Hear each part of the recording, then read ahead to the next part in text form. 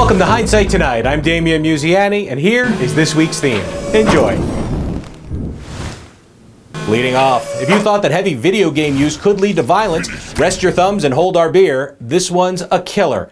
Oculus founder Palmer Luckey has announced that he is designing a new virtual reality headset that will be loaded with timed explosives so that when your character dies in a video game, you die in real life. Luckey sold Oculus to Facebook for $2 billion, so he knows something about making killings for sure. And really, if you're dumb enough to wear this thing, do you have brains to lose anyway? Plus, how do we know what the game inside actually is? You can't review it because everybody who plays it dies.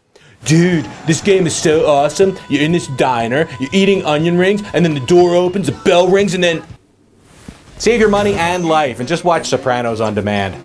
And if you're thinking this headset could be a more humane version of machine-assisted suicide in states where it's legal, keep in mind that most people in those tragic and terminal situations are already barely able to move, much less be able to push a joystick around. This is Sophia. You might remember her as the first ever robot that was granted citizenship in a human country a few years ago. Well, now Sophia has taken up art, and her first painting has sold for nearly $700,000. The digital creation, entitled Sophia Instantiation, which sounds remarkably pretentious, just like humans, bizarrely kind of looks like Marilyn Manson after a hard day of abusing his girlfriend. Maybe we missed the digital memo, but we thought artificial intelligence was created to help mankind, not profit off the backs of gullible art investors.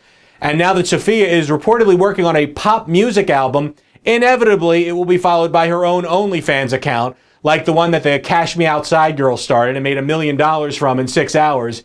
That might be the only way that Sophia's fans will ever know if they're real or if they're implants.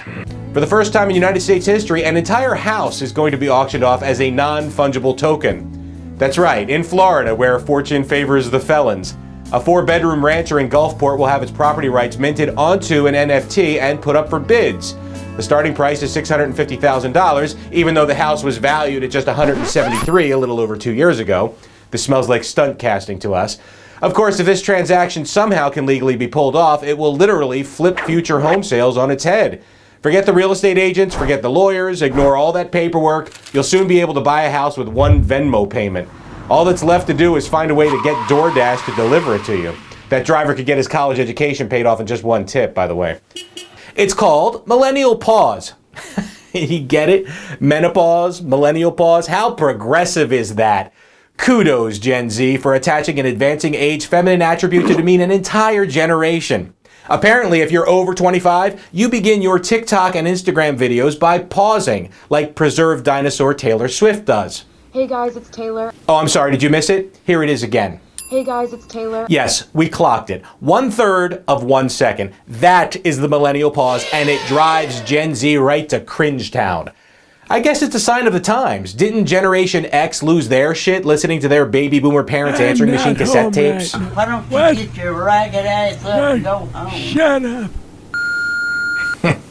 And didn't you millennials laugh at Gen X for being slacker lackeys for big business and just going through the motions at work? Oh, wait, Gen Z does that too, but they hiply call it quiet quitting. So, you know, they actually invented it. So go cringe, Gen Z. Roll your entitled eyes at every 0.3 second gap of your attention stolen by lesser social media posters. Oh, but wait, look, who's that behind you? That's right, it's Generation Alpha. Nearly hitting puberty now, and they can't wait to take over the internet and say, hey, look at stupid Gen Z.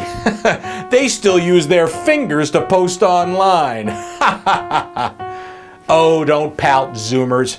As part of Gen X, the most forgiving generation on Earth, we'll pardon you.